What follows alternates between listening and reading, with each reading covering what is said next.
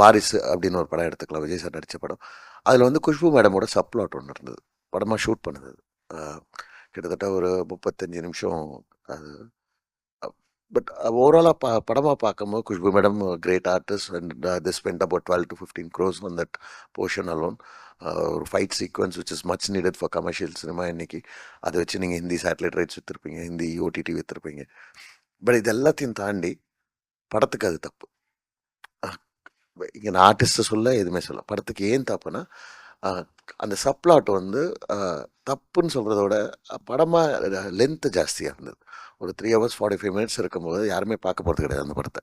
அந்த 45 minutes எப்படி knock off பண்ணுறது அப்படின்னு பார்த்தா கதையில் எக்ஸ்ட்ரா ஃபேட் எங்கே இருக்குன்னு பார்த்தா இந்த சப்ளாட்.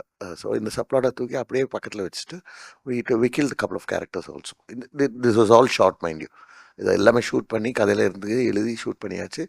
எடிட்டில் மேனேஜ் பண்ணி அதை எடுத்து பக்கத்தில் வச்சிட்டோம். சரி, குஷ்பு மேடம் ரொம்ப நல்லவங்க, அவங்களுக்கு மெசேஜ்லாம் அனுப்பிச்சேன். ஷி செட் பரவாயில்ல பிரவீன், அது film is bigger than anyone else. அவங்களும் அதே தான் சொன்னாங்க, there is always a next film அப்படின்னு சொன்னாங்க.